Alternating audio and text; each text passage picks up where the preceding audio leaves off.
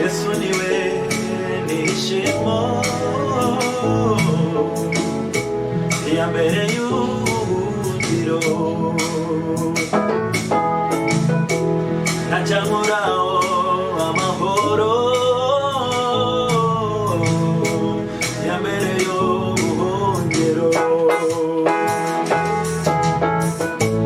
웅아미니 기타레 기코메예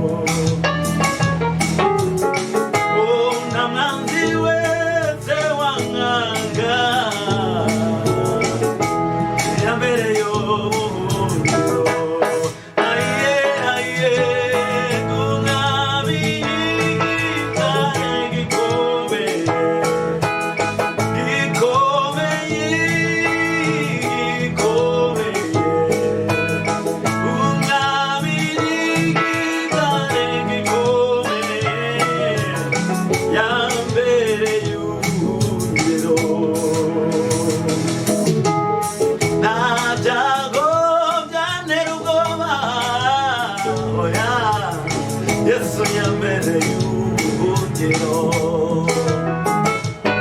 ayiye nta mwanze wese wankanga oya nawe yambere y'ubuhungiro ayiye umwami wanje umwami gitare gikomeye gikomeye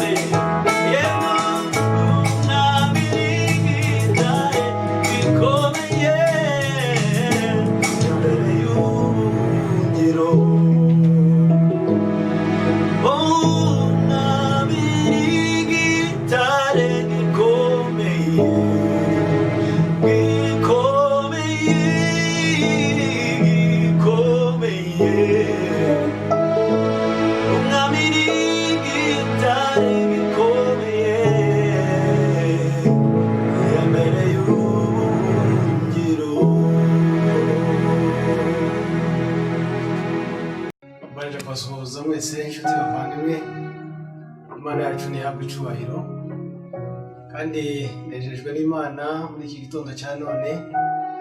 Imana yongeye kandi kutugirira neza tukagera kuri iki cyumweru itariki ya 28 ukwezi kwa gatandatu uyu mwaka wa 2020, kandi ndashimira mwese abagiye kudukurikira ngo dusangire ijambo ry'Imana.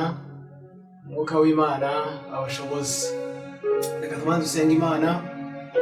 Imana Data twese uri mu ijuru, mu izina ryiza, izina rya Yesu, umwami n'umukiza wacu, ndagushimira ko ukomeje kutubera Imana, ukatubera ubuhungiro muri byose, kandi ugakomeza kuduha uburyo bwo gusangira ijambo ryawe. Iki gitondo mwami Imana ndagusabye kugira ngo ijambo tugiye kuganira urekereshe umwuka wawe wera, umwuka wera twigishe kandi atwereke yuko uhora hafi yacu ibihe byose. Gusabye kwizeye mu izina rya Yesu Kristo, umwami n'umukiza wacu, amen. Tugiye gufatanya kwiga ijambo ry'Imana. Nahaye umutwe w'amagambo uvuga ngo ibibazo n'amashimwe mu buzima bwacu abakristo biraturanye, birabana. Ibibazo n'amashimwe mu buzima bwacu abakristo birabana cyangwa se biraturanye. Reka dusome ijambo ry'Imana. Tumaze dusome mu Itangiriro igice cya 22 umurongo wa mbere ndagera ku murongo wa 14. Mufate za Bibiliya zanyu dufatanye gukurikira iri jambo ry'Imana. Itangiriro 22 umurongo wa mbere tugere ku murongo wa 14. Ndasoma nkoresheje Bibiliya ijambo ry'Imana. Nyuma y'ibyo Imana igaragaza Aburahamu, iramuhamagara iti, Aburahamu we. Arayitaba ati, karame. Iramubwira iti, jyana Izaki umuhungu wawe w'ikinege ukunda, ujye mu karere ka Moriya, nugerayo nzakwereka umusozi uzamutambiraho igitambo gikongorwa n'umuriro. Aburahamu arazinduka yasa inkwi zo gutwika igitambo, azishyira ku ndogobe ye, ahagurukana n'abagaragu babiri n'umuhungu we Izaki. Agenda yerekeje ahantu Imana yari yamubwiye. Ku munsi wa gatatu Aburahamu atangira kubona hantu aharebera kure.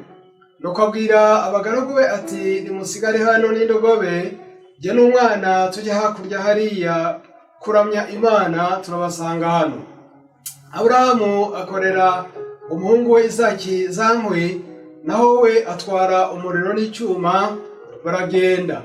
Izaki ahamagara se Aburahamu ati, data. Aramubwira ati, ndakumva mwana wanjye. Izaki niko kumubaza ati, ko twazanye umuriro n'inkwi tukibagirwa intama yo gutamba? Aburahamu aramusubiza ati, mwana wanjye, Imana iri butange intama y'igitambo. Barakomeza baragendana.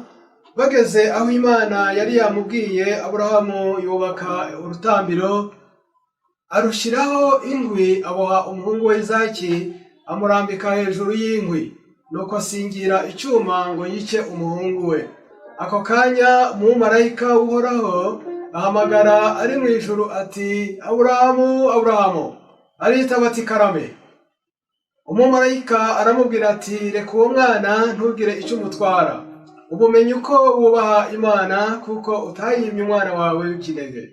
Aburahamu akebutse inyuma ye abona imfizi y'intama amahembe yayo yafatiwe mu gihuru. Aragenda arayizana ayitambaho igitambo gikongorwa n'umuriro mu cyimbo cy'umuhungu we.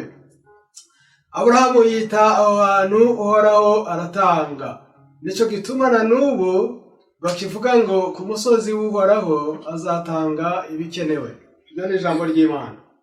Reka twongere dusome mu gitabo cya Zaburi, Zaburi ya 13. Dusome Zaburi ya 13, turayisoma yose, ni ngufi, ifite 60 gusa. Uhoraho uzahora unyibagirwa ugeze ryari? Uzageza ryari kunyirengagiza? Koko se nzahangayika ngeze ryari? Dore buri munsi intimba inshengura umutima, umwanzi wanjye azanyivuga hejuru ageze ryari? Uhoraho Mana yanjye birebe maze umusubize, ungaruremo agatege kugira ngo ntapfa. Umwanzi wanjye ye kuvuga ati ndamutsinze, abandwanya nabo be kwishimira ko ibyanjye birangiye. Ariko jyewe niringiye ineza yawe, zishimira ko wankijije. Koko nzaririmbira Uhoraho kuko yangiriye neza. Haleluya. Ndagira ngo nsoreze mu rwandiko Pawulo yandikiye Abaroma, igice cya 6, umurongo wa 12 n'uwa 13. Abaroma igice cya 6 umurongo wa 12 ndagenda ku murongo wa 13. Nuko rero ibyaha ntibikaganze mu mibiri yanyu izapfa, ngo bitume mukurikiza ibirarikira. Ingingo z'imibiri yanyu ntimukazigabize ibyaha ngo zibe ibikoresho by'ubugome, ahubwo mwiyegurire Imana, kubera ko mwavuye ikuzimu mukaba bazima. Muyegurire n'ingingo zanyu ngo zibe ibikoresho byayo zikora ibitunganiye. Mwakire neza ijambo ry'Imana. Bavandimwe, nagira ngo mbibutse intego tugiye kuganira muri iki gitondo cya none. Ni intego igira iti ibibazo n'amashimwe mu buzima bwacu abakristo birabana, biraturanye. Nagira ngo nibande cyane kuri Zaburi tumaze gusoma iya 13. Iyi Zaburi dusomye ya 13 ni imwe muri Zaburi ngufi cyane y'isengesho rigufi ry'umuntu ubabaye, ry'umuntu utaka, ry'umuntu wugarijwe n'ibyago.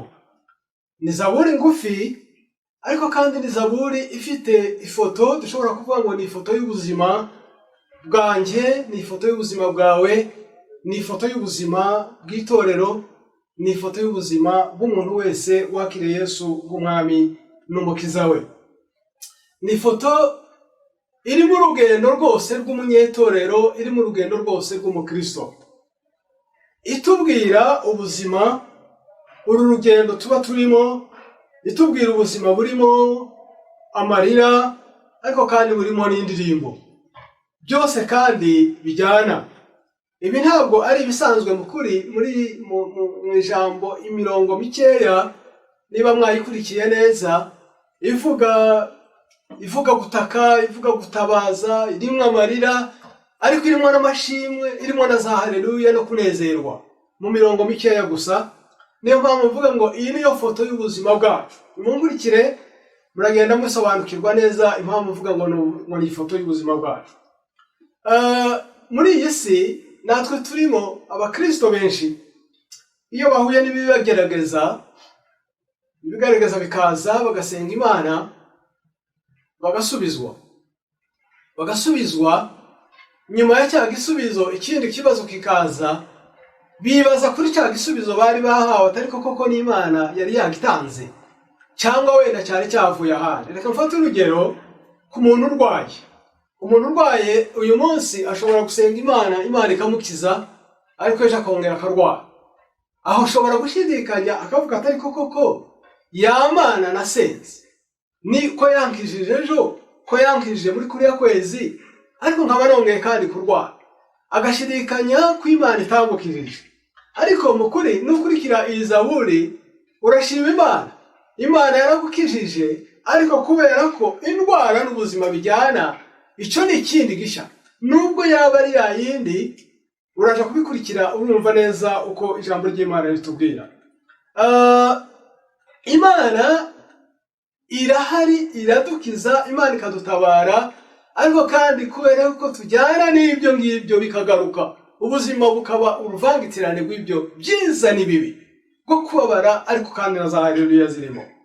Iyi Zaburi ni igisubizo ku bibazo, ku bantu bibaza bene ibyo bibazo, kandi bakibaza atari koko kubera iki haciyemo igihe gito, kubera iki habaye iki kibazo, kandi mu kuri nari narabonye igisubizo cy'Imana.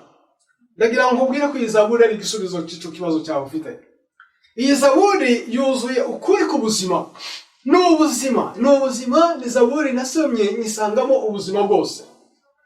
Yuzuye no gukosora ibintu byinshi twafashe nabi mu myemerere yacu. Aho umuntu uri mu itorero, umuntu w'umukristo, umuntu w'umukiranutsi yumva ko mu kuri ari mu maboko y'Imana, ari yarakiranutse, yumva ko nta kintu cyamugera. Oya, siko bimeze. Tugenda muri ubu buzima, za haleluya zirimo, ariko kandi no kwibaza nk'uko umunyezaburi yibaza nabyo biturimo. Muri iyi Zaburi ya 13 umwanditsi utubwira cyangwa uyu muririmbyi ni umuntu uri mu bintu birimo biramugaragaza byinshi, uri mu byago ndetse uri no mu kaga, ubona ko Imana yamuretse, yamwibagiwe.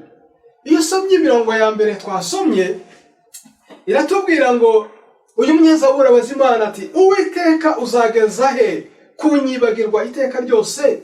N'Imana baza, Uwiteka we uzageza he, uzageza ryari kunyibagirwa iteka ryose? Uzageza he kunyima amaso?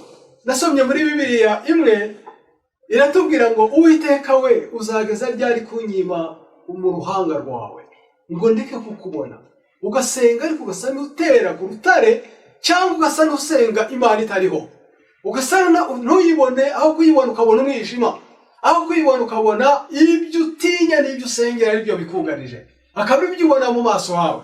Niyo uyu munyezaburi arimo aravuga ngo Uwiteka we ngo uzageza ryari kunyima mu maso hawe, uzageza ryari kunyima mu ruhanga rwawe. Kandi usomye neza uyu munyezaburi afite impamvu imutera agahinda. Umuntu ugera naho abura n'umuntu wamugira inama. Abantu bakunze kugira ibibazo, twese turabizi, nta muntu utagira ibibazo. Mu gicuku cy'ijoro wenda ukabura n'uwakugira inama, cyangwa muri ibyo bibazo ukabura n'umuntu wakugira inama. Imana nayo ntimwegere ngo imuhumurize ukumva nta humure riri kukugeraho. Umuntu ufite Imana yiringira akagera ahabona ko umwanzi we ari ushizwe hejuru, nguko ngaho umunyezaburi yarageze. Uyu muririmbyi wa Zaburi agera naho ajya gutongana n'Imana, ndetse no kugira ishyari kubera imibabaro asuka imbere yayo, imibabaro asuka imbere y'Imana, ariko ntabona ubutabazi.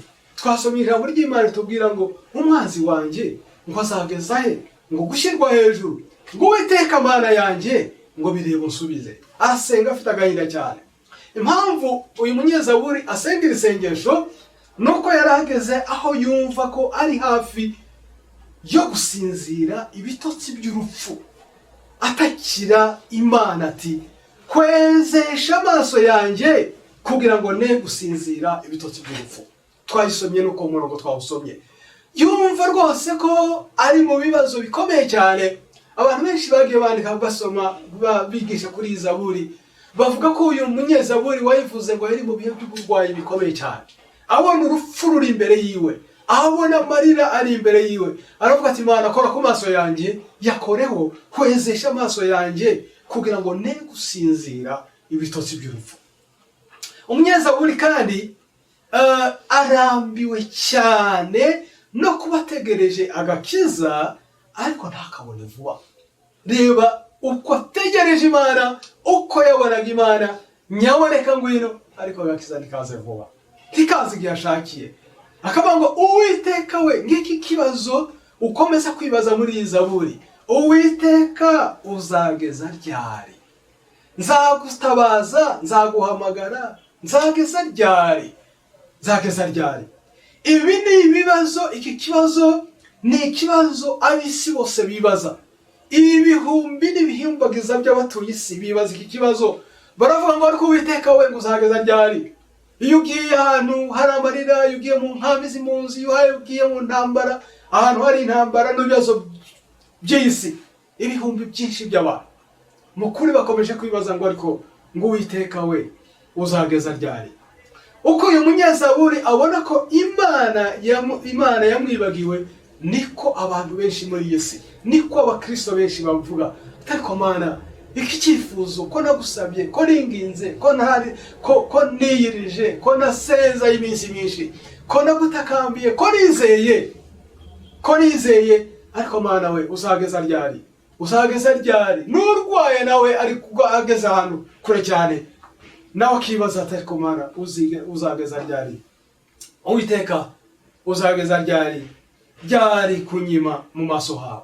Abantu benshi bagiye bandika mu kuri, niko nababwiye, abantu bavuga muri izi za zaburi, cyane cyane muri iyi, bavuga ko uyu muntu yarageze ahantu habi, ahantu ho kwiheba, ahantu atagifite ibyiringiro. Ariko turaje kubona icyo Imana ivuga. Uyu munyezaburi ndetse natwe twese abantu, ubuzima bwacu turi kumwe n'Imana, ariko umwanzi wacu Satani nawe abuzamo. Ngiki icyo nshaka kukubwira. Ubu buzima umunyezaburi yari arimo, yari afite Imana, ariko Satani nawe abuzamo. Natwe nuko nguko bimeze. Icyo nicyo gitandukanya ubuzima bwo mu ijuru n'ubuzima bw'isi. Ubuzima bwo mu ijuru ntibufite uko kuvanga, ntibufite uko guhura. Ikibutandukanya nuko muri ubu buzima bugizwe n'ibihe byo gusaba Imana, tuyibwira ngo Mana uzageza ryari? Ariko mu ijuru ntibizaba biriho. Icyo nicyo gusa gitandukanya ibyo buzima bw'Imana, ubuzima bwo mu bwami bw'Imana n'ubuzima bwo muri iyi si. Ubwo mu ijuru nta mwanzi uzaba urimo uza kubwivangamo, ariko tukiri hano ku isi tuzakomeza dusenge, kandi tuzakomeza twumve n'aya masengesho. Rimwe na rimwe aduca intege, twacitse intege. Mu kuri kuvuga ibi biragoye, kandi ndibwira ko nawe unyumva ushobora kuba hari ikibazo wenda iri jambo riguteye, biragoye. Abakristo ndabivuga wenda kugira ngo ubitekerezeho nawe. Abakristo twumva twaba mu buzima bwo mu ijuru, kandi tukiri hano ku isi. Ibyo ntibishoboka, nagira ngo nkubwire ngo ntibishoboka. Mu kuri ntibishoboka. Ntibishoboka ko twaba mu buzima bwo mu ijuru kandi tukiri mu buzima bwo mu isi. Oya, Imana iri hafi, iri kumwe natwe, n'ubuhungiro bwacu, ariko n'ubuhungiro mu gihe tubahuye n'ibibazo. Igikomeye kirimo hano nifuje ko tumenya niki, nuko uwo munyezaburi atwibutsa icyo gitangaza. Wenda sindi bubone ijambo wenda rihita ribisobanura neza, ariko uyu munyezaburi aratwigisha icyo kintu cya complexité, icyo kintu cy'uruvangitirane, icyo kintu yego cy'uruvangitirane cy'iyo complexité bw'ubuzima bwa haleluya, bw'ubuzima buri mu Imana, bw'ubuzima bw'ibyishimo, ariko kandi n'ubuzima rimwe na rimwe tutishimira. Uko kuvanga, uko kugendana, uko kuba bisobekeranyije, ngiki icyo umunyezaburi ashaka kutwigisha. Kandi udashobora gutandukanya, ntabwo wabitandukanya. Ntushobora kubwira ngo wowe jya hariya nawe ugezemo hano. Ntibishoboka. Nagira ngo mbikubwire, ubuzima buri mu Imana nyamana. Imana se umwami wacu Yesu Kristo, ariko kandi na Satani arahegera, ntaba kure yaho. Muri iyi zaburi umwanditsi afite Imana, ariko ageraho yiheba. No muri uko kwiheba, ariko Imana irahari. No muri bwiheba Imana irahari, ariko kandi no mu byishimo Imana irahari na Satani ntari kure. Ngiyo complexité ndi kuvuga urwo ruvangitirane ng'iby'ibintu abantu b'abakristo n'ababana batarabasha keretse uwageze haha. Buriya ibibazo birigisha nabyo, wahageze arabibona neza cyane. Ariko abantu benshi iyo bagifite ubukristo bw'ubwana bumva kimwe cyaza ikindi kidahari. Nahura n'ibibazo Imana ntiyiriho, kandi nahura n'ibyishimo byuzuyemo umunezero, byose bigenda neza. Akavuga ngo Satani biriho. Nagira ngo nkubwire ko binteye wenda ubwoba kukubwira ngo byombi birahari, ariko byombi birahari. Imana irahari, kora Satani nawe ntari kure. Kubera iki atari kure? Nuko tukiri mu bwami bw'iyi si, nuko tukiri mu mwijima w'iyi si, nuko tukigenda kuri ubu butaka bw'iyi si. Ibyo bizarangira nuko turi mu ijuru. Iyo ugeze ku murongo wa 6 mwiza cyane, isomye biriya ijambo ry'Imana no murongo wa 5. Iyo ugeze ku murongo wa 6, kwizera imbabazi z'Imana kuri kumwe neza n'ibyishimo abonera mu gakiza k'Imana. Uyu ni umunyezaburi. Agahinda ko mu mutima, haleluya, agahinda ko mu mutima gasimbuwe n'umutima wuzuye umunezero. Izina ry'Imana rihabwa icubahiro. Byombi biri kumwe, agahinda karimo karavamo ntaho kagiye, ariko umutima wuzuye umunezero nawe uraza ukasaguka uganenga kagahinda ko mu mutima. Uyu munyezaburi hatubwiye ngo ariko niringiye imbabazi zawe. Ikidufasha muri cya gihe turimo turatsindwa, ikidufasha muri cya gihe tubona dutaka tukavuga ngo uzageza ryari, ni ukwibuka imbabazi z'Imana, ni ukwiringira imbabazi z'Imana, maze umutima wacu ukongera kandi ukishimira agakiza k'Imana. Maze uyu munyezaburi yaje kurangiza umurongo akavuga ngo ndaririmbira Uwiteka kuko yangiriye neza. Akiri no muri ibyo umunezero urasaba winjira mu mutima. Yaje kurangiza zaburi akavuga ati ariko mu kuri kwiringira Imana bizanira umunezero.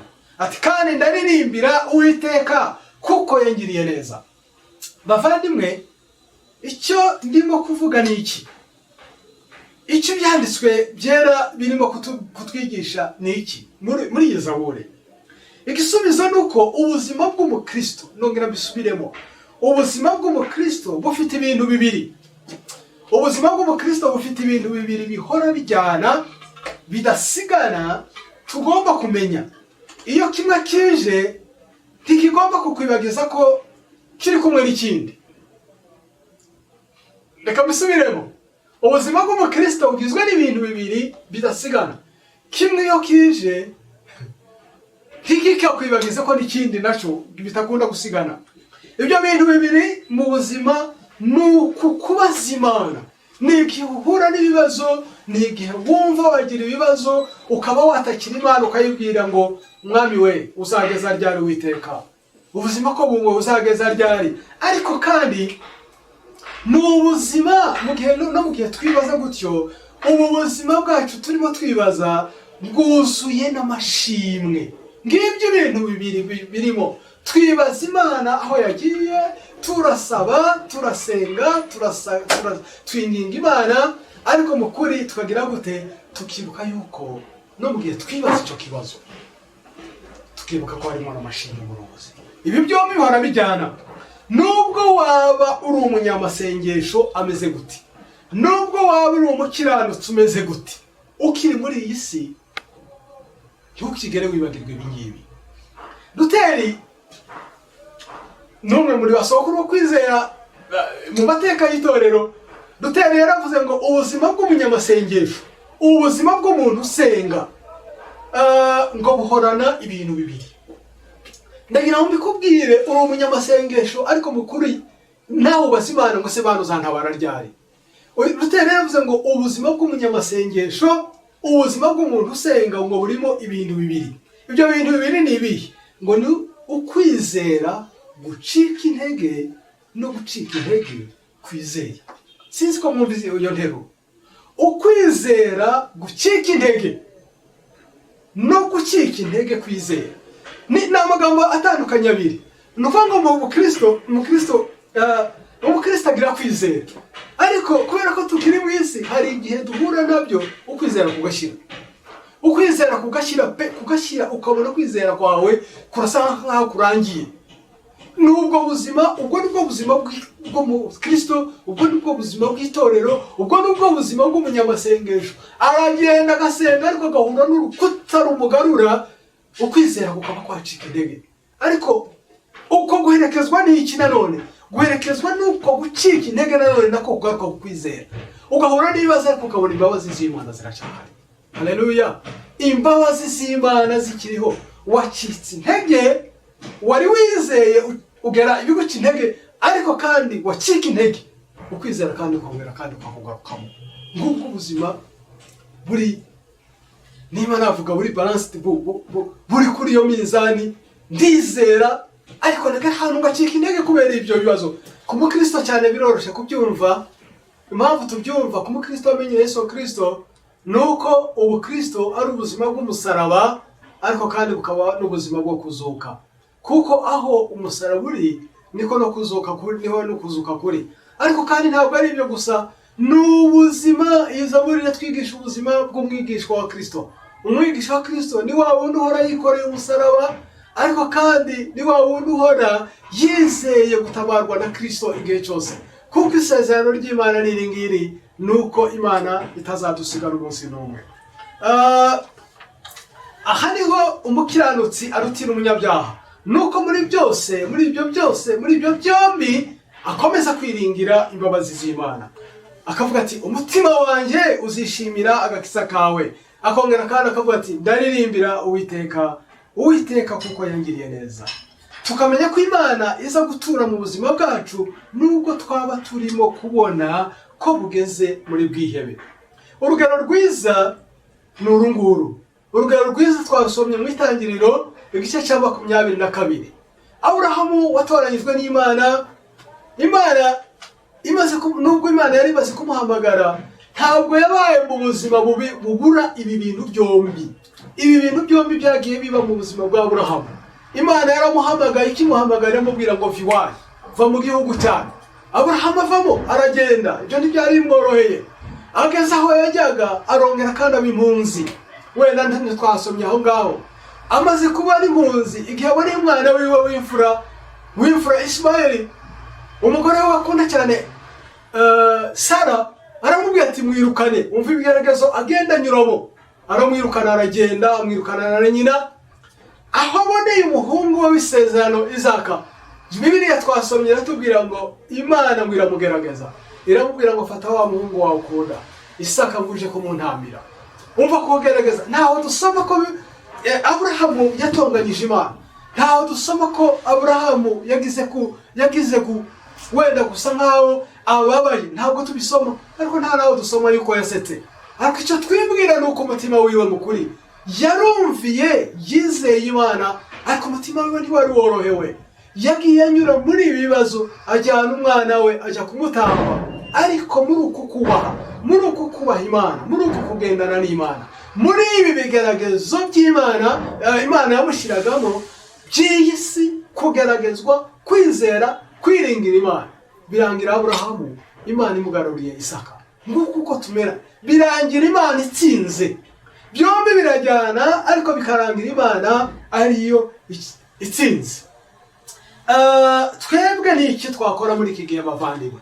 Twebwe turasa n'abari hagati. Imana turimo na bya bindi biba bitwugarije birunguruka bireba, ariko mukuri twebwe icyo dusabwa n'iki? Nicyo ngiye gusorezaho. Icyo twebwe dusaba n'iki? Dusabwa n'iki? Nuko twebwe tugira ubuzima bwirunduriye mu Mana. Nuko twebwe dutegereza kugira neza ku Imana muri byose, nubwo twasenga byasengesho, ariko tugategereza ku Imana. Tukongeraho ikindi kintu kimeze gute twasomye mu Baroma. Icyo twongeraho Imana yacu dushakaho niki? Nicyo Paulo abwira Abanyaroma, aravuga ngo noneho ngo ntimukimike ibyaha mu mibiri yacu. Ngiki cyo dusabwa kiruta ibindi byose: kwiringira Imana, gutegereza Imana, kutimika ibyaha mu mibiri yacu yuko izapfa. Kutimika ibyaha mu mibiri yacu izapfa, ngo mwumvire ibyo irarikira, kandi ngo ntimuhe ibyaha ingingo zanyu kuba intwaro zo gukiranirwa, ahubwo mwitange mwihe Imana nk'abazuke. n'ingingo zanyu muzihe Imana kuba intwaro zo gukiranuka. Ngibyo ibintu bibiri bikomeye cyane, guhora twiringiye agakiza k'Imana, ariko no kwiha Imana n'ingingo zacu tukaziha Imana zikaba ibikoresho by'Imana, tukanga icyaha, tukirinda ibyaha muri iyi mibiri yacu izaba, kuko ibyo bindi byose birangira Imana inesheje. Ibyo bintu binagira ngo bibasabe twebwe nirwo ruhare rwacu, guhora dutegereje Imana no kutimika ibyaha mu mibiri yacu izapfa. Izina ry'Imana rihabwa icyubahiro. Nkomeje kubifuriza cyane gukomeza kwiringira Imana mu buzima bwanyu bwose. Amen. Reka dusenge Imana. Mana Data twese uri mu ijuru, mu izina rya Yesu Kristo umwami wacu, ndagushimira ko duhora hafi, ndagushimira ko utajya utureka no mu gihe iby'isi byo bisa nkaho bigoye. Mana ukomeza kutubera Imana. Sabira mwene Data unyumva kugira ngo wongere kandi kwizera kwiwe, yongere yizere abona Imana imuri hafi, kandi ntakwibagizwa n'ibyiza abona nabyo umwibutse mwami Imana ko tukiri muri iyi si. Ikiruta byose mwami uduhe ko kwiringira, ariko dushoboze kw'ingingo zacu tuzi gutura zikaba ibitambo byera bishimwa nawe Mana, kandi ukaturinda ukaduha imbaraga z'umwuka wera zidushoboza kudashora ingingo zacu mu byaha. Icubahiro n'ubutware n'ubwami ni ibyawe none n'iteka ryose mu izina rya Yesu. Amen.